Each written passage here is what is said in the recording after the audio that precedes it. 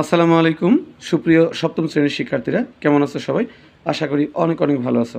আলহামদুলিল্লাহ, চলে আসলাম তোমাদের অনুরোধের একটি সুন্দর ভিডিও নিয়ে। বিশেষ করে আমার স্কুলের সপ্তম শ্রেণীর সুপ্রিয় শিক্ষার্থীরা আমাকে অনুরোধ করেছে তাদের গণিত বইয়ের 9.1-এর 10 নং সৃজনশীলের অর্থাৎ 10 নং জ্যামিতিক সমস্যাটির সমাধানের জন্য। তো চলো আজকের সমস্যাটি সহজ সমাধান এখনই শুরু করি। সমাধানের আগে প্রশ্নটি আমরা একটু দেখে নিই। আচ্ছা, এখানে দেখতে পাচ্ছ এবি এবং সিডি হচ্ছে দুটি সমান্তরাল সরল রেখা এবং ইএফ হচ্ছে তাদের ছেদক। এখানে আরও উল্লেখ করা আছে বিপিই হচ্ছে 60 ডিগ্রি এবং পিকিউ সমান হচ্ছে ই এবং পিকিউ সমান হচ্ছে পিআর। আমাদের ক নম্বর প্রশ্ন হচ্ছে দেখাও যে হাফ এপিই সমান 60 ডিগ্রি, অর্থাৎ এই যে কোণটা, এই কোণের হাফ হবে 60 ডিগ্রি। এবং খ নম্বর প্রশ্ন হলো সি কিউ এফ এর মান নির্ণয় করতে হবে, অর্থাৎ এই যে কোণটা, এই কোণের মান আমাদের নির্ণয় করতে হবে। এবং সর্বশেষ গ নম্বর যেটা, প্রমাণ করো যে পি কিউ আর একটি সমবাহু ত্রিভুজ। তো চলো আমরা সহজ সুন্দর সমাধান এখনই করে ফেলি। প্রথমে সমাধান করব ক নম্বর। চিত্র হতে আমরা দেখতে পাচ্ছি, এখানে দেখতে পাচ্ছ এ বি এবং সিডি হচ্ছে সমান্তরাল। এখানে অলরেডি লেখা আছে এ বি এবং সিডি হচ্ছে সমান্তরাল এবং ইএফ হচ্ছে তাদের ছেদক এবং বিপিই হচ্ছে 60 ডিগ্রি, পি কিউ সমান হচ্ছে পি আর। তো এখানে আমাদের একটা বিষয় মনে রাখতে হবে যে কোনো সরল রেখার কোনো একটা বিন্দুতে যদি আমরা একটা কোণ বিবেচনা করি তাহলে ওই কোণটি সরল কোণ হবে, অর্থাৎ এক সরল কোণ হবে, অর্থাৎ 180 ডিগ্রি হবে। অর্থাৎ এই যে এ বি সরল রেখাটি দেখতে পাচ্ছ সুপ্রিয় শিক্ষার্থীরা, এখানে আমরা এই পি বিন্দুটাকে যদি আমরা একটা কোণ বিবেচনা করি তাহলে এখান থেকে সম্পূর্ণটা হচ্ছে 180 ডিগ্রি। অর্থাৎ আমরা বলতে পারি 180 ডিগ্রি। অর্থাৎ আমরা যদি একটা এরকম একটা সরল রেখা নিই, সেখানে যদি একটা বিন্দু নেই তাহলে এই বিন্দুর পুরাটা হচ্ছে কত, 180 ডিগ্রি। আবার এখানে একটা কোণ দেখানো হয়েছে, অর্থাৎ এখান থেকে এই পর্যন্ত একটা কোণ যেটা হচ্ছে 60 ডিগ্রি, এখানে 60 ডিগ্রি। তার মানে এই যে 180 ডিগ্রি, এই 180 ডিগ্রির মধ্যে কিন্তু 60 ডিগ্রিটাকে আলাদা করে দেখানো হয়েছে। তাহলে বাকি কতটুকু থাকবে? এই 180 ডিগ্রি থেকে যদি 60 ডিগ্রি বাদ দিই তাহলে কত থাকবে? 120 ডিগ্রি। তাহলে 120 ডিগ্রি হাফ অনায়াসেই 60 ডিগ্রি চলে আসবে। আমরা খুব সহজে দেখাতে পারবো, তবে এটা মুখে বললে হবে না, আমাদের কাগজে কলমে দেখাতে হবে। আচ্ছা, এখান থেকে এই পর্যন্ত এই বিন্দুটাকে কেন্দ্র করে সম্পূর্ণ কোণটা হচ্ছে 180 ডিগ্রি, অর্থাৎ এ পি বি হচ্ছে 180 ডিগ্রি। এ পি বি এখানে দুইটা কোণ আছে, একটা হচ্ছে বিপিই আর একটা হচ্ছে এ পিই। অর্থাৎ আমরা এই এ পি বির পরিবর্তে লিখতে পারবো এ পি ই কোণ প্লাস হচ্ছে বি পি ই কোণ সমান 180 ডিগ্রি। তাহলে আমরা এখানে এ পিটাকে যদি রেখে দিই, এ পি ই কোণ সমান, এখানে বিপি সমান 60 ডিগ্রি দেওয়া আছে, তাহলে 180, এখানে এই বিপিটা এই পাশে মাইনাস হয়ে আসবে, অর্থাৎ এখানে 60 ডিগ্রি হবে। তাহলে 180 ডিগ্রি থেকে যদি 60 ডিগ্রি চলে যায় তাহলে কত থাকে? 120 ডিগ্রি। তার মানে আমরা উভয় পক্ষকে যদি হাফ করি, অর্থাৎ হাফ এ পি ই কোণ সমান হচ্ছে হাফ গুণন হচ্ছে 120 ডিগ্রি। তার মানে হাফ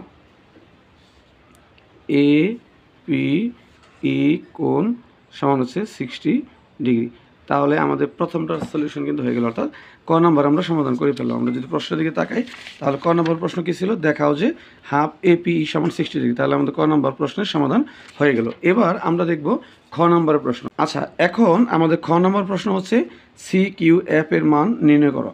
অর্থাৎ এই যে কোণটা সি কিউ এফ, এই কোণের মান আমাদের নির্ণয় করতে হবে। এখানে সি কিউ এফ নির্ণয় করার জন্য কিন্তু আমাদের কোনো ধরনের কোনো তথ্য উপাত্ত দেওয়া নেই, শুধুমাত্র দেওয়া আছে কি এ বি এবং সিডি হচ্ছে সমান্তরাল সরলরেখা এবং ই এফ হচ্ছে তাদের ছেদক। এখানে আরও মেনশন করা আছে বিপিই হচ্ছে 60 ডিগ্রি। তাহলে এখানে যেহেতু এ বি এবং সিডি দুটি সমান্তরাল সরলরেখা, এই কারণে এখানে এই ই এফ ছেদক হওয়াতে এখানে যেমন বিপিই কোণ উৎপন্ন হয়েছে তারই অনুরূপ এই কিউ বিন্দুতে আর কিউ পি কোণ উৎপন্ন হবে, অথবা পি কিউ আর উৎপন্ন হবে। তার মানে আমরা লিখতে পারি বি পি ই সমান অনুরূপ এ বি এবং সিডি সমান ও সমান্তরাল রেখার ছেদক হচ্ছে একই রেখা, এই কারণে এইখানে যে কোণটা উৎপন্ন হয়েছে এখানেও ঠিক তদ্রূপ একই কোণ উৎপন্ন হবে, অর্থাৎ এই কোণটা হচ্ছে কি 60 ডিগ্রি। এখন আমরা জানি যে দুটি সরলরেখা যদি পরস্পরকে ছেদ করে তাহলে তাদের মধ্যে বিপরীত কোণ উৎপন্ন হয়। বিপরীত, এটার বিপরীত হচ্ছে এটা, এইটার বিপরীত হচ্ছে এটা, অর্থাৎ দুটি সরলরেখা পরস্পর একে অপরকে ছেদ করলে যে এক্স আকৃতির একটা 4টা কোণ উৎপন্ন হয়, এই প্রত্যেকটা কোণ বিপরীত কোণ দুটি পরস্পরের সমান। তাহলে আমাদের এখানে একটু খেয়াল করো সুপ্রিয় শিক্ষার্থীরা, এই যে সরলরেখাটি গিয়েছে এবং এখানে ছেদক রেখাটি আছে, এখানে কিউ বিন্দুতে একটা এক্স আকৃতি ধারণ করছে, যে কারণে এখানে 60 ডিগ্রি কোণ উৎপন্ন করছে, অর্থাৎ পি, এই যে পি পি দেখতে পাচ্ছ, এই যে P P Q R 60 degree, তার বিপরীত হচ্ছে সি কিউ এফ। অর্থাৎ আমরা এখানে অনায়াসেই চোখ বন্ধ করে লিখতে পারবো, অর্থাৎ আমরা এখানে লিখতে পারবো পি কিউ আর সমান হচ্ছে বিপ্রতীপ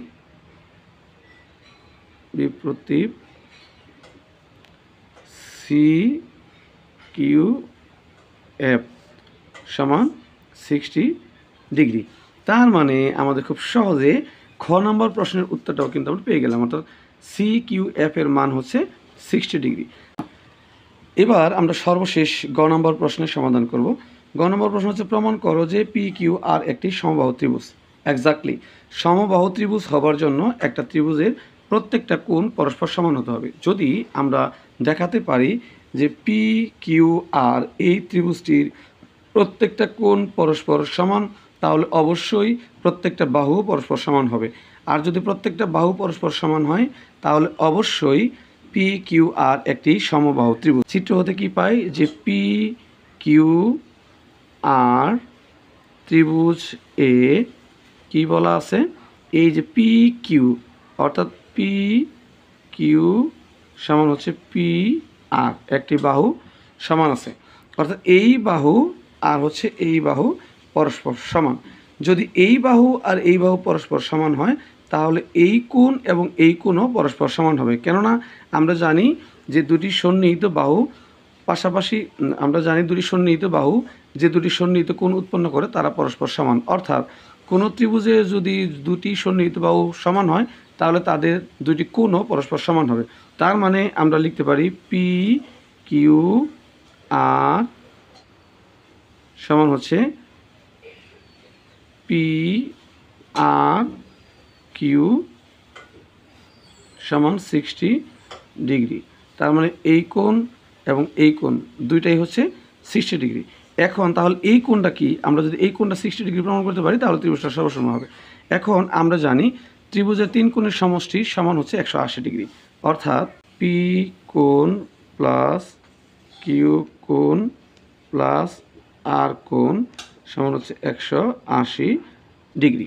তো এখানে আমরা পি কোণটাকে রেখে দিলে বাকি যে দুটো থাকে এটা হচ্ছে 60 ডিগ্রি প্লাস হচ্ছে 60 ডিগ্রি সমান হচ্ছে 180 ডিগ্রি।